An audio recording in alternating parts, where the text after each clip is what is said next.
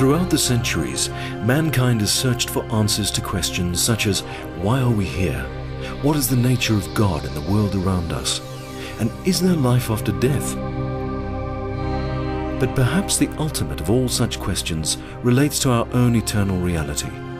And it is this quest for who we really are that lies at the heart of all spiritual endeavor.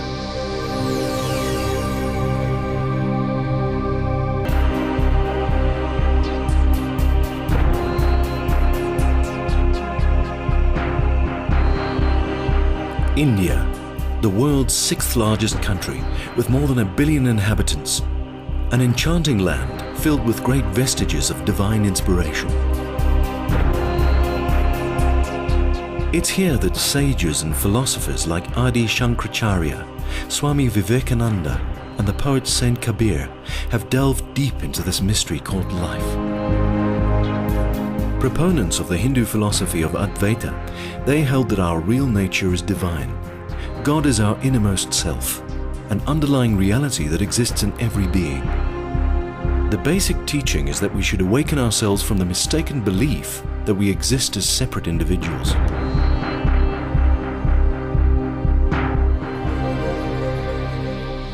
Advaita simply means that the ultimate reality is non-separate. The aim of Advaita is to liberate the soul from a cycle of reincarnation. In our daily life, the life of duality, which has to be, even in that life, everything is connected. The path towards salvation is through knowledge. Knowledge of the self and the realization that one's soul or self or Atman is non-different, absolutely identical with the absolute self.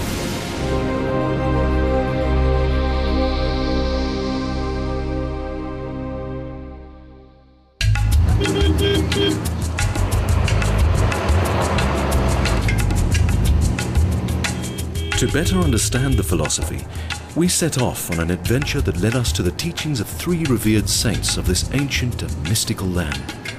Our first destination was the small city of Tiruvannamalai in the south of India, where we had arranged to meet David Godman.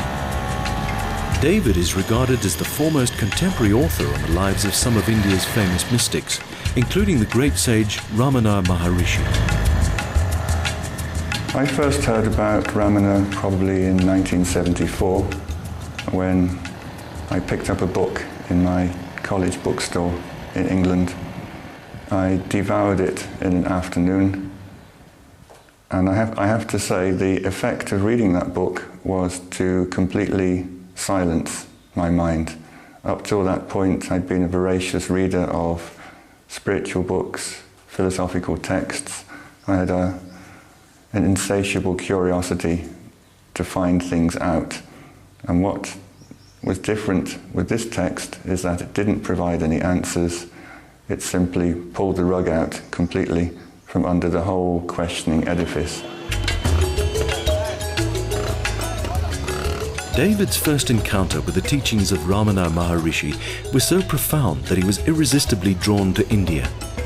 This fateful expedition was to be a major turning point on his own journey of discovery, and he now calls India his home.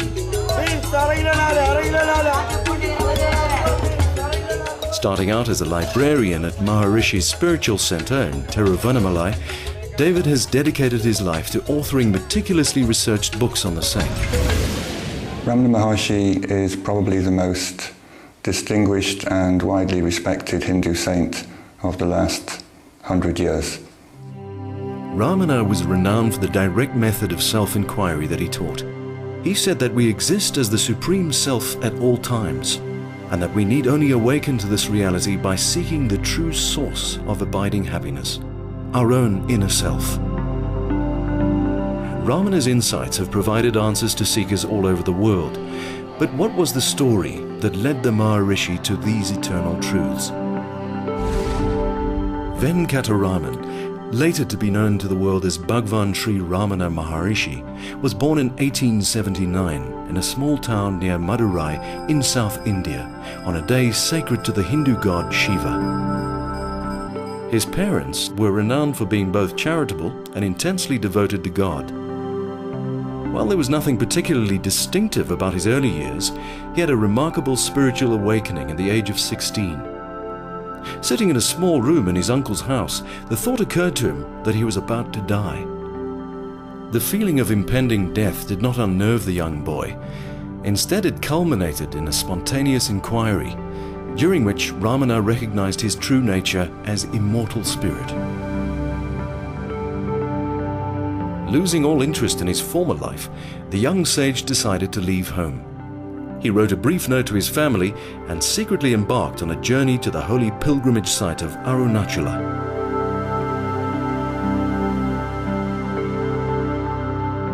After an epic and eventful train ride, Ramana arrived at the city's main temple.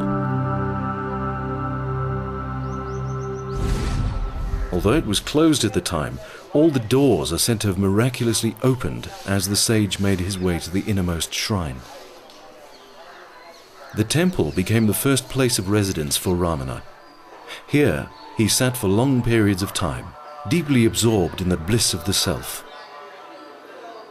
So complete was his disassociation with his physical body that he remained oblivious, even after being assailed by street urchins and insects.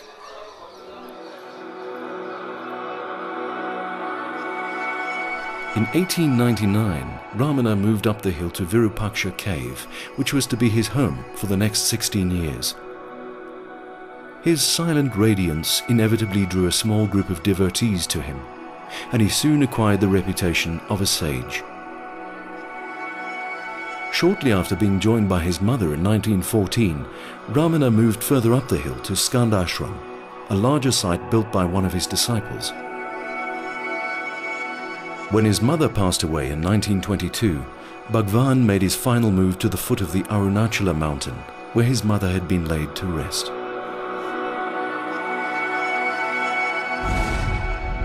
As the years rolled by, a spiritual community of the Maharishi's followers developed into an ashram that still stands today. At the heart of the Ramana ashram is a small meditation room in which pilgrims would come to seek Ramana's guidance in their spiritual pursuits. For many visitors, the all-pervading silence of Bhagwan was sufficient to enable a direct experience of the self. Now this hall was, I think for everyone concerned, a truly magical place. I've come across so many accounts of people who were attracted to Ramana or merely came to see him casually, who came to Ramanashram, and this would be the place where they would have their first meeting, mostly. They would come with questions, they would come with problems, they would come with headfuls of ideas, and the most common response was that everything they brought with them simply disappeared. Whoever was in the hall, it is Bhagwan's presence dominated, regardless of which person came. That was a natural state.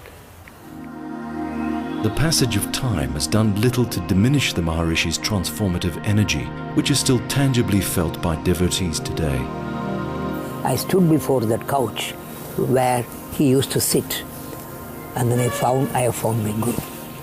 And then the questions which had been troubling me for thousands of years, were answered in a minute by his silence.